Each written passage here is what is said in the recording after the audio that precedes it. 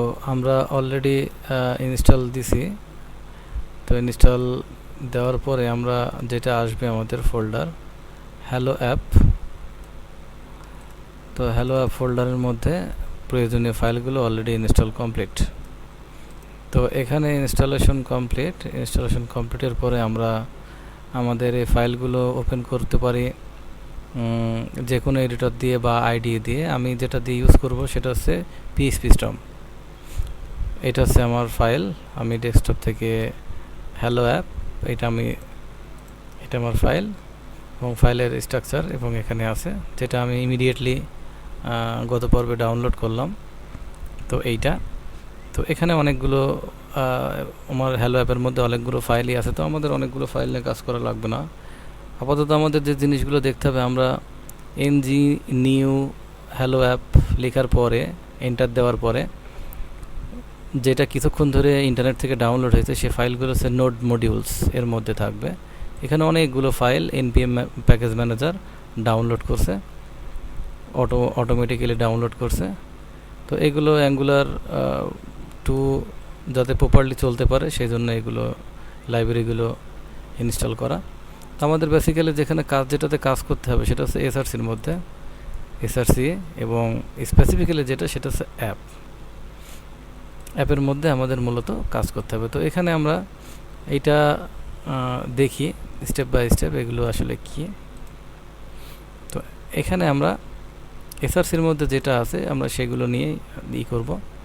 তো এখানে আমরা অ্যাপ, অ্যাসেট, এনভায়রনমেন্ট অনেক কিছু আছে। আমরা অ্যাপ এবং index.html, মেইন টিএস, style.css এগুলো আমরা দেখব। তো অ্যাপের মধ্যে আমি পরে আসি। index.html এটা কি? আসলে মূলত এই ফাইলটায়, যেহেতু এটা সিঙ্গেল পেজ অ্যাপ্লিকেশন বানানোর কনসেপ্ট, তো এখানে আসলে মূলত আমাদের যতগুলো পেজই থাকুক না কেন সেটা index.html দিয়ে আসলে মূলত কাজ করবে। এখানে আমরা আমাদের কাস্টম HTML এলিমেন্টের ট্যাগ এগুলো আমরা বানাবো, দেখব কিছুক্ষণ পরে। তো এইটা আসলে মূলত আমাদের পেজ। এখানে এতটুকু লোড হয়। অ্যাপ রুটটা বডির মধ্যে এখানে লোডিং থাকবে। এখানে আমাদের টাচ না করলেও হবে। main.ts এখানে অনেকগুলো মডিউল এখানে সে ইন করছে, কোনোটা অ্যাঙ্গুলার কোরের মধ্যে আছে। এটা প্ল্যাটফর্ম, ব্রাউজার প্ল্যাটফর্ম, এগুলো অনেকগুলো ফাইল আছে, অ্যাপ মডিউল। তো এনভায়রনমেন্ট এখানে main.tss আমাদের টাচ না করলে হবে। আমাদের যেটাতে টাচ করতে হবে সেটা মূলত অ্যাপ। এই অ্যাপে আমরা মূলত এই অ্যাপের ফোল্ডারের মধ্যে আমরা মূলত কাজ করব। তো আমরা এখানে এগুলো দেখব পরবর্তীতে, কিছু কাস্টমাইজ, কিছু মডিফিকেশন করা তো এখানেও করতে হবে। তো আমরা বেসিক্যালি যেটাতে কাজ করব দেখব সেটা হচ্ছে এইটা। তো আমরা এখন যেহেতু করব না, টেস্ট করব না, অর্থাৎ টেস্টিংয়ের দরকার নেই, এই জন্য টেস্টিংটা আমরা ডিলিট করে ফেলছি। .spec.ts এটা আমাদের লাগবে না আপাতত।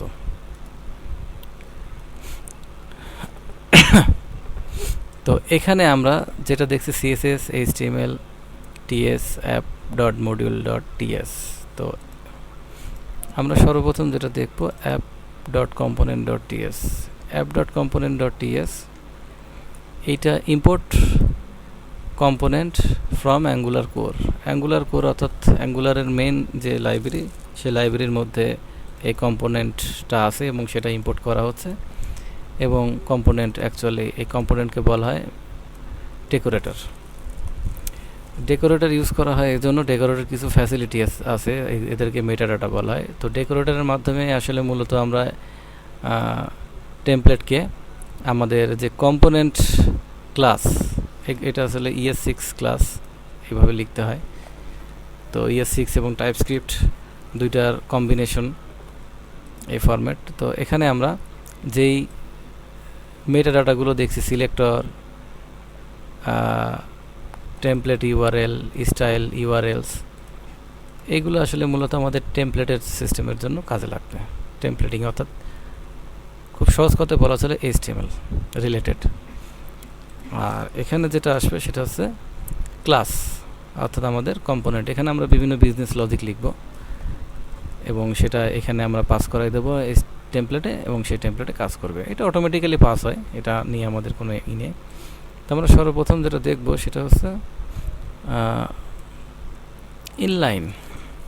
ইনলাইন HTML দেখব। তারপর আমরা step by step command line দিয়ে আমরা এগুলো বানাবো।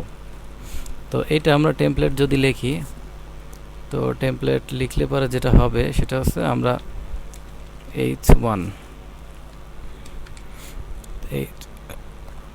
H1 hello world. তো হ্যালো ওয়ার্ল্ড আমরা লিখছি।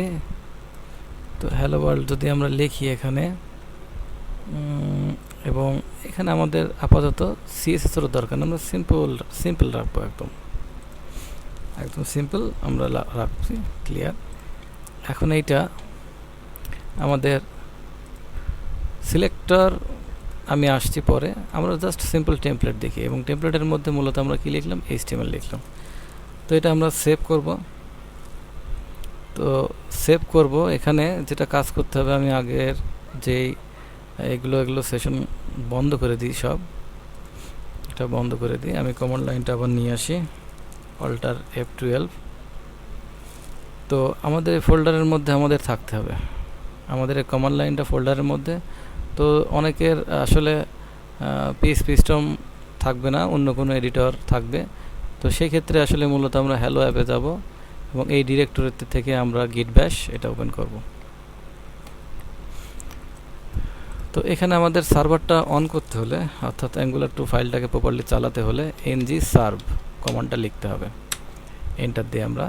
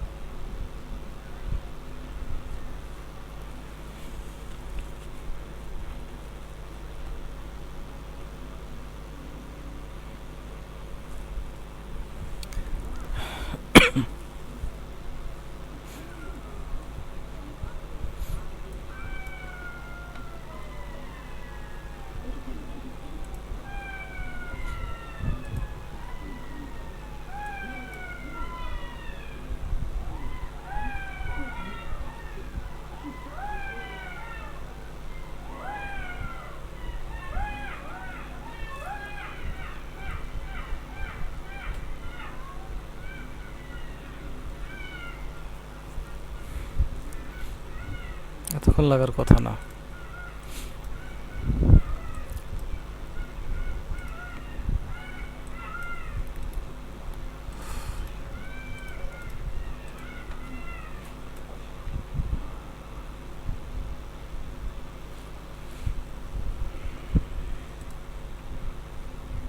আমাদের কাজ শুরু হয়েছে অলরেডি, অর্থাৎ আমরা যেখানে আমাদের সার্ভারটা অন হয়েছে এবং সার্ভারটা লোকালহোস্ট ক্লোন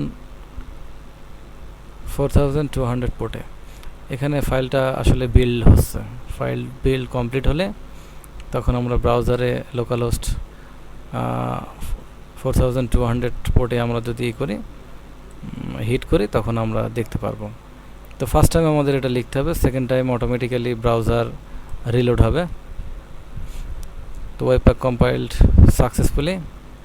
তো আমরা আসলে বেসিক ওয়েবপ্যাক ফাইল দিয়ে আমরা কাজ করছি, যেটা অ্যাঙ্গুলার CLI অলরেডি আমাদের সাথে মার্জ করছে, ডাউনলোড করছে, এ নিয়ে আমাদের কোনো সমস্যা নেই। তো এখন আমরা যেটা করব সেটা হচ্ছে লোকাল হোস্ট বন্ধ করে দিই, এগুলো লাগবে না। Local host BL4200। তো আমরা দেখতে পাচ্ছি হ্যালো ওয়ার্ল্ড আসছে। তো এখানে আমরা যদি চাই হ্যালো ওয়ার্ল্ড আমরা যদি মাল্টি লাইন চাই, এটা সিঙ্গেল লাইন, আমরা যদি মাল্টি লাইন চাই, এখানে যদি আমি এন্টার দিই, যেহেতু এটা জাভাস্ক্রিপ্ট সিস্টেম, জাভাস্ক্রিপ্টে স্ট্রিং জোড়া লাগাতে হলে প্লাস চিহ্ন বা কনক্যাটেনেশন অপারেটর, যেটা আমরা PHP যারা জানি ডট দিতে হয়, এখানে এটা প্লাস দিতে হয়। তো আমরা আসলে এতগুলো সিস্টেম এগুলো না করে আমরা ব্যাকটেক ইউজ করব। জাস্ট এটা একের পাশে, একের লেফট পাশে, ওয়ানের লেফট পাশে। তো আমরা এখানে আমরা লিখলাম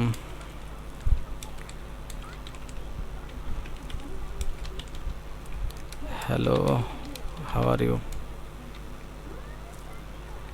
তো এটা আমরা এখন এন্টার দিলে পারে কোনো সমস্যা নেই।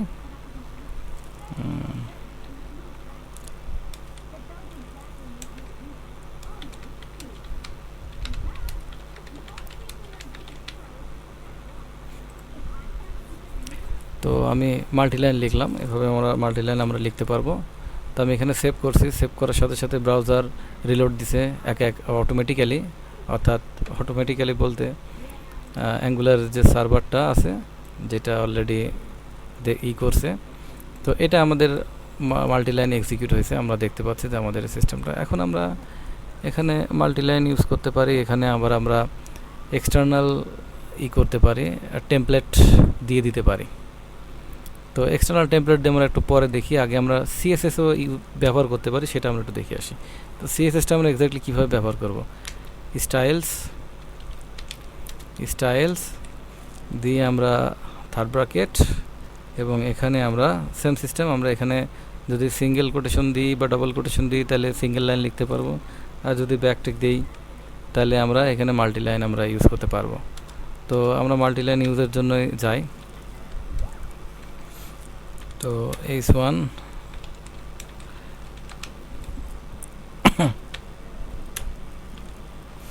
সেম আমরা যেভাবে সিএসএস লিখছি এখানেও সেভাবে আমরা সিএসএস লিখতে পারবো। সেভ, দেন অটোমেটিক্যালি রিলোড হচ্ছে। তো আমরা দেখতে পাচ্ছি আমাদের সিএসএস কাজ করছে। তো আমরা আসলে এখানে এইভাবে HTML লেখা বা সিএসএস লেখা আসলে স্ট্যান্ডার্ড হয় না, তো এই জন্য আমরা এক্সটার্নাল ফাইল ইউজ করব। তো এক্সটার্নাল ফাইল আমরা কীভাবে ইউজ করবো সেটা দেখি।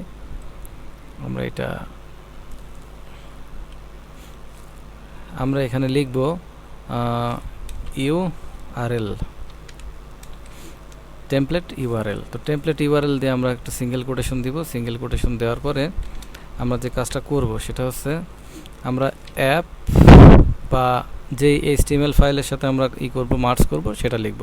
এখানে আমরা সাপোজ এখানে যেহেতু রেডি করা আছে app.component.html, app.component.html, কমা, এবং সিএসএস ফাইলটা আমরা চাচ্ছি যে সাথে করতে। তো এটা লিখব স্টাইল URLs, এখানে মাল্টিলাইন না, মাল্টি ফাইল অর্থাৎ মাল্টিপল সিএসএস ফাইল অ্যাড করতে পারবো আমরা। তো আমরা এখানে যেটা দিব,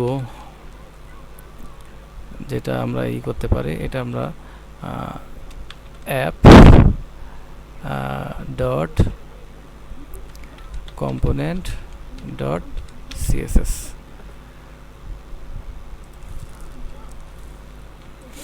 তো এটা আমরা লিখতে পারি, কিন্তু এখানে একটা বিষয় হচ্ছে যে আমি যদি direct app dot component dot HTML দিই, অ্যাঙ্গুলার 2 অলরেডি যে সিস্টেমটা করা আছে সেটা হচ্ছে আমরা এভাবে কোনো কিছু লিখলে পারে সেটা অটোমেটিক্যালি নোড মডিউলসে যাবে বাই ডিফল্ট, এর পাথ ডিক্লেয়ার করা আছে। বাট আমরা তো আসলে এই ফাইলটার, এই যে ফাইলটা আছে এই ফাইলটার এখানে আমরা দেখছি অ্যাপ কম্পোনেন্ট CSS আছে, HTML আছে। তো এইটাই আমরা যেটা কাজ করব সেটা হচ্ছে, যেহেতু আমরা TS এর মধ্যে লিখছি, TSটা হচ্ছে আসলে মূলত আমরা যেটা লিখছি এটা নট জাভাস্ক্রিপ্ট, এটা মডার্ন জাভাস্ক্রিপ্ট, এবং ইন ফিউচারে জাভাস্ক্রিপ্টের চেহারা যেমন হবে ঠিক সেভাবে আমরা লিখছি। এটা হচ্ছে টাইপস্ক্রিপ্ট ফাইল। এই ফাইলটা মূলত টাইপস্ক্রিপ্টের যে ট্রান্সপাইলার আছে সেটা কম্পাইল করে। তো এখানে আমরা যেটা দেখছি যে আমরা TS ফাইলে, আমরা সবসময় TS ফাইলে লিখব, এবং এটা ট্রান্সপাইলার পিওর জাভাস্ক্রিপ্ট নেবে এবং পিওর জাভাস্ক্রিপ্ট ব্রাউজার পড়বে।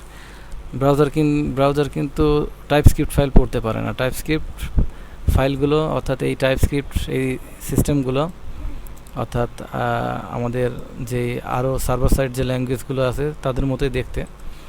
এই সিস্টেমগুলো আমরা ক্লাস কম্পোনেন্ট এগুলো আমরা কিন্তু দেখে আসছি PHP-তে, রুবিতে, পাইথনে, সি শার্পে এগুলো দেখে আসছি আমরা। তো এগুলো কিন্তু এভাবে আসলে ক্লাস বেস কনসেপ্ট এগুলো দেওয়া আছে।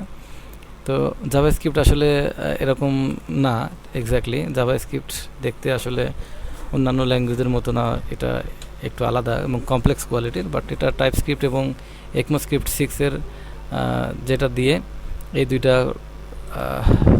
মিক্স বা এই দুইটার কম্বিনেশনে যে এই অ্যাঙ্গুলার 2 এবং আমরা আরও যে ফ্রেমওয়ার্কগুলো আছে Vue.js এগুলো আসলে লেখা হয়েছে। তো এই টাইপস্ক্রিপ্ট আসলে মূলত আমরা যে টাইপস্ক্রিপ্টটা লিখছি, এই টাইপস্ক্রিপ্ট প্রথমে ট্রান্সপাইলার এটাকে কম্পাইল করবে, কম্পাইল করার পরে পিওর জাভাস্ক্রিপ্ট নেবে এবং পিওর জাভাস্ক্রিপ্ট ব্রাউজার রিড করতে পারবে, আদারওয়াইজ সম্ভব না। তো এখন আমরা এটা যেটা করব, এই পার্টটা আসলে এইভাবে আমাদের লিখতে হবে। এই পার্টটা আমরা এইভাবে লিখতে হবে আমাদের ডট দিয়ে, তাহলে এটা এখান থেকে নেবে, আদারওয়াইজ নোড মডিউলসের মধ্যে ঢুকবে। তো সেভ করি।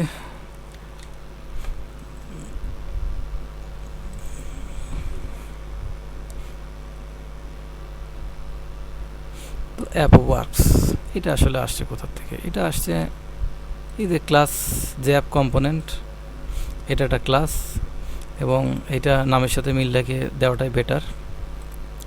তো এখানে টাইটেল, আমরা টাইটেল জাভাস্ক্রিপ্টের যে প্রপার্টিজ যেমন দেওয়া হয় বা অন্যান্য ল্যাঙ্গুয়েজের যে প্রপার্টিজ যেভাবে সিলেক্ট করা হয় দিয়ে আমরা এখানে তার একটা ভ্যালু দিছি এবং এই ভ্যালুটা অটোমেটিক্যালি ওয়ার্ক করছে।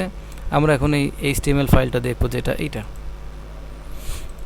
এখানে আমরা দেখতে পাচ্ছি যে এখানে টাইটেলটা এখানে লেখা আছে, আর ডাবল কার্লি ব্র্যাকেট বা সেকেন্ড ব্র্যাকেটের মধ্যে দিয়ে আমরা যদি কোনো কিছু লিখি এভাবে, এটাকে ইন্টারপোলেশন বলা হয়। তো আমরা এটা দেখব ইন্টারপোলেশন, এই সিস্টেমটা, এটা টেমপ্লেটিং কনসেপ্ট।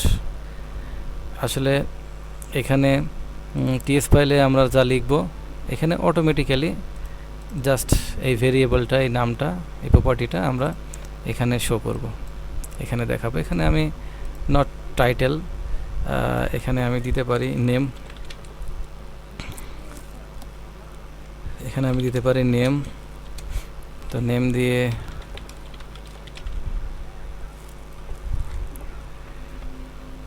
তো এটা এখন আমি HTML এর মধ্যে আমি এটা লিখব নেম, জাস্ট ভেরিয়েবলাইজ করা আমরা এসে দিয়ে লিখলাম ইন্টারপোলেশন সিস্টেম। তো এখন আমরা সেভ করছি অলরেডি, আমরা দেখি আসি এটাতে কি আসে। তো এটা ব্ল্যাঙ্ক দেখছি, এটা নেম, টিএসএ আমরা তো নেম লিখছি। আচ্ছা, অ্যাপ কম্পোনেন্ট ডট HTML,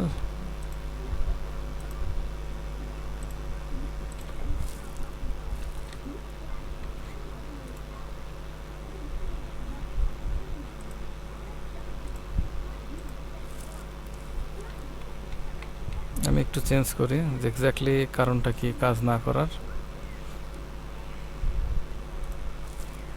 আমি সেভ দিলাম এবং পুনরায় টাইটেল লিখছি। আমি স্টেপ বাই স্টেপ চেঞ্জ করি।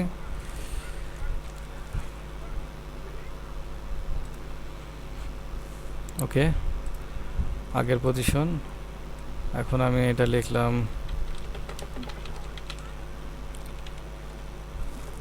চেঞ্জ, ভ্যালুটা চেঞ্জ করলাম। ওকে, ভ্যালু চেঞ্জ। এখন আমি এটা নেম দিব,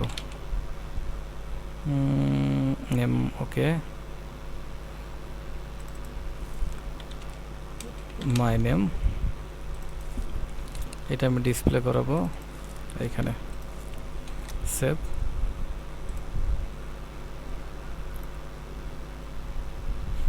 ওকে, এটা ওয়ার্ক করছে, এখন কোনো সমস্যা নেই।